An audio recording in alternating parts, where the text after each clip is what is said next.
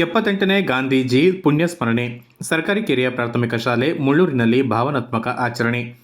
ಇಂದು ರಾಷ್ಟ್ರಪಿತ ಮಹಾತ್ಮ ಗಾಂಧೀಜಿ ಹುತಾತ್ಮರಾದ ದಿನವನ್ನು ರಾಷ್ಟ್ರೀಯ ಹುತಾತ್ಮ ದಿನವನ್ನಾಗಿ ಆಚರಿಸುವ ಅಂಗವಾಗಿ ಸರ್ಕಾರಿ ಕಿರಿಯ ಪ್ರಾಥಮಿಕ ಶಾಲೆ ಮುಳ್ಳೂರಿನಲ್ಲಿ 78ನೇ ಗಾಂಧಿ ಪುಣ್ಯಸ್ಮರಣೆಯನ್ನು ಅತ್ಯಂತ ಭಾವನಾತ್ಮಕವಾಗಿ ಆಚರಿಸಲಾಯಿತು. ಕಾರ್ಯಕ್ರಮದಲ್ಲಿ ಗಾಂಧೀಜಿಯ ವಿಗ್ರಹವನ್ನು ವೇದಿಕೆ ಮೇಲೆ ಪ್ರತಿಷ್ಠಾಪಿಸಿ ವಿದ್ಯಾರ್ಥಿಗಳು ಪುಷ್ಪ ಸಮರ್ಪಣೆ ಮಾಡಿದರು. ರಘುಪತಿ ರಾಘವ ರಾಜಾರಾಮ್ ಭಕ್ತಿಗೀತೆಯೊಂದಿಗೆ ಕಾರ್ಯಕ್ರಮ ಮನಮುಟ್ಟುವ ರೀತಿಯಲ್ಲಿ ನಡೆಯಿತು. ಮುಖ್ಯ ಶಿಕ್ಷಕರಾದ ಸತೀಶ್ ಅವರು ಮಾತನಾಡಿ, ಗಾಂಧೀಜಿಯ ತತ್ವಗಳನ್ನು ಜೀವನದಲ್ಲಿ ಅಳವಡಿಸಿಕೊಳ್ಳಬೇಕೆಂದು ಕರೆ ನೀಡಿದರು.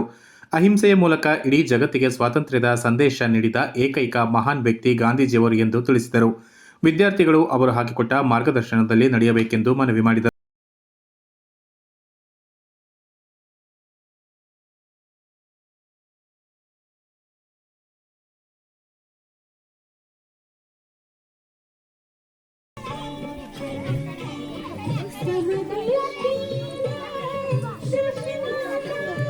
ಶಿಕ್ಷಕರಾದ ಜಾನ್ ಪಾಲ್ ಡಿಸೋಜ ಅವರು ಗಾಂಧೀಜಿಯ ಜೀವನ ಚರಿತ್ರೆಯನ್ನು ವಿವರಿಸಿ, ಸಾಮಾನ್ಯ ವ್ಯಕ್ತಿಯಾಗಿದ್ದವರು ಹೇಗೆ ಮಹಾತ್ಮರಾದರು ಎಂಬುದನ್ನು ವಿವರಿಸಿದರು.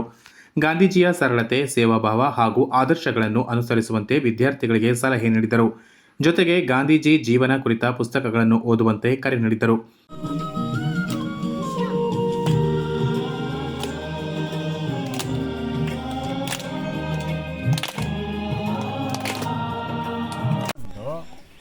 ಮೋನು ಪಾಪು ಬಾಪು ಆದ ಕತೆ ಅನ್ನೋದು ಬಳುವಾರ್ ಮೊಹಮ್ಮದ್ ಕುಂಞಿ ಅವರು ಬರೆದಂಥ ಜೀವನ ಚರಿತ್ರೆ.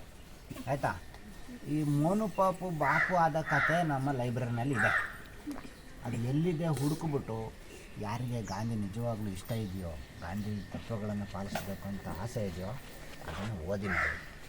ಕಾರ್ಯಕ್ರಮದಲ್ಲಿ ಶಿಕ್ಷಕಿಯಾದ ಶೀಲಾ ಅವರು ವಿದ್ಯಾರ್ಥಿಗಳಿಂದ ಗಾಂಧೀಜಿಗೆ ಅತ್ಯಂತ ಇಷ್ಟವಾದ ರಘುಪತಿ ರಾಘವ ರಾಜಾರಾಮ್ ಗೀತೆಯನ್ನು ಹಾಡಿಸಿದರು.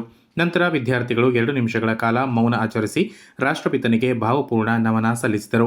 ಈ ಕಾರ್ಯಕ್ರಮದ ಮೂಲಕ ಗಾಂಧೀಜಿಯ ಸತ್ಯ, ಅಹಿಂಸೆ ಮತ್ತು ಮಾನವೀಯತೆಯ ಸಂದೇಶವನ್ನು ಮಕ್ಕಳ ಮನಸ್ಸಿನಲ್ಲಿ ಬಿತ್ತುವ ಮಹತ್ವದ ಪ್ರಯತ್ನ ನಡೆಯಿತು ಎಂದು ಶಾಲಾ ವಲಯದಲ್ಲಿ ಮೆಚ್ಚುಗೆ ವ್ಯಕ್ತವಾಯಿತು.